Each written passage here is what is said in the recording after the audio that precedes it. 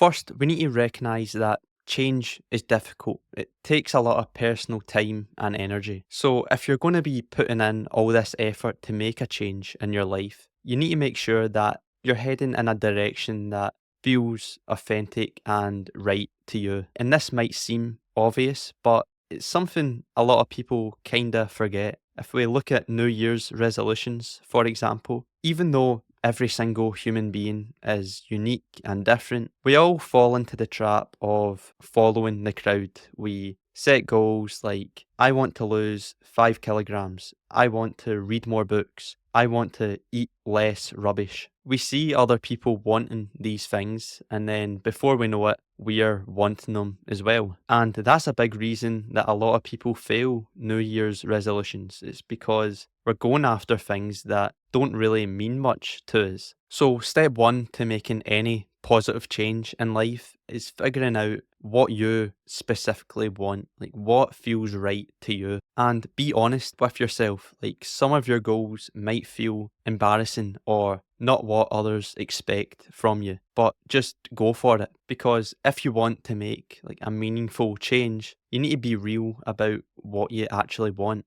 When we're setting goals or thinking about what we want in the future, we say things like, I wish I watched less Netflix, or I wish I went to the gym more often, or I wish I wasn't so awkward. But notice the tone there. It's all negative, and that's just not going to fill you with much motivation. Instead, we need to focus on the big, positive, aspirational things. Like the things we want to do, not just the things we want to stop doing. What are we going after? Like, what are we moving towards that actually excites us? Discovering those things will give you a nice sense of direction in life. It might also come with a little anxiety, because there's a lot of things in life that we can't control. Things like where we were born and our past experiences and our genes. The truth is, some people are just unlucky and maybe born with genes that make them more prone to feeling anxious or obesity or addiction.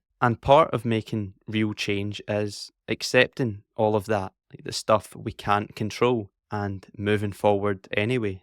And that brings us to point number two, which is focusing on what you can control. Look at all the things you can't control, appreciate them, and come to terms with them. In doing that, you're giving yourself the agency to keep moving forward in life. Focus on what you can do, not what you currently can't. Focus on making normal, steady effort over a long period of time. So, what's meaningful to you? What do you need to do to achieve that? And then what's the small daily things that you can do that get you closer to achieving that thing? For example, if you want to feel more in control of your emotions, can you commit to 3 minutes of meditation every day? Or if you want to improve your social skills, can you commit to attending 3 social events this month? What you'll find when you start with something small, like 3 minutes of meditation, you'll naturally want to do more. You'll be like, that was pretty easy. I'm going to do 5 minutes next time. Or if you attend 3 social events, you might think to yourself, that was pretty fun. I might start working on my conversation skills now. And that stuff just compounds over time. But it will only compound over time if you stick with it.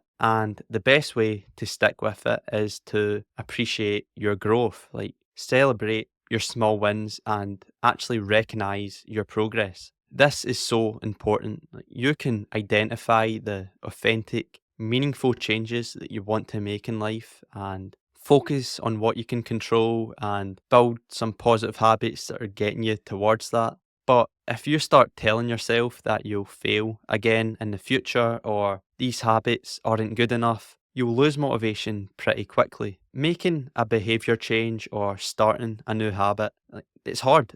That's already very difficult. So don't make it more difficult by being hard on yourself. Right? I've used this example in the past, but let's picture someone who's got low mood and they've decided to start going to the gym. They might tell themselves, what's the point? I'll never get fit. And then when they do manage to go once or twice, They tell themselves that it wasn't good enough. I only went for 15 minutes. Like, that's rubbish. Then a month later, they stop going to the gym completely. But imagine they celebrated those small victories. Like, going to the gym just once is a victory. And each time they go, they're building a habit, they're building strength, and they're getting more comfortable in a gym environment. There's a lot of positive stuff happening. And if they just recognize that, they'd be more likely to keep going to the gym and achieve, whatever it is they want to achieve.